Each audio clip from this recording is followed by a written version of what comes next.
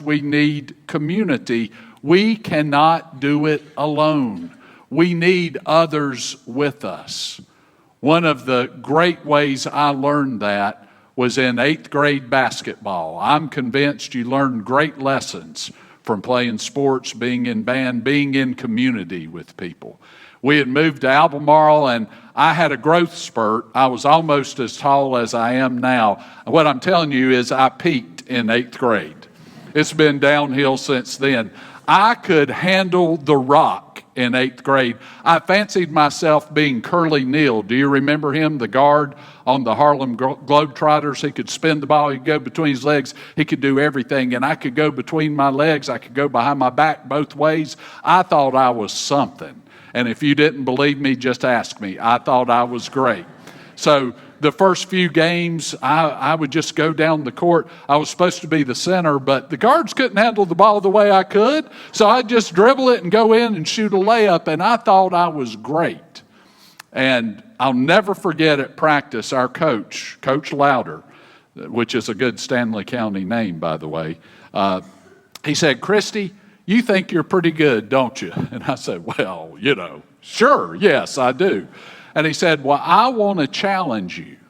We're going to be at this end of the court. I want us to race to the other end of the court. The one who scores the ball in that basket first wins."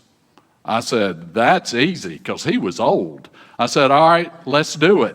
He said, "Put your foot on the line." And he did, and I did. And he said, "Go." And I started dribbling as fast as I could, doing my best Curly Neal, and I saw this ball go flying by me.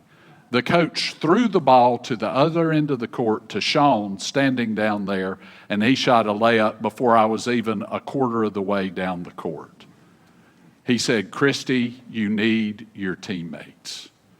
It was a great lesson for me to learn. It's a great lesson for us to learn. Even if we can do stuff, we don't do it as well by ourselves as we do with community. Remember, we have teammates in the body of Christ. Hold on to who is holding you. That's the promise of God, the prevenient grace that those of us in the Wesleyan tradition hold dear to. There is nowhere we could ever be. There is nothing we could ever do that would make God stop coming to us, offering God's spiritual hand to us in love.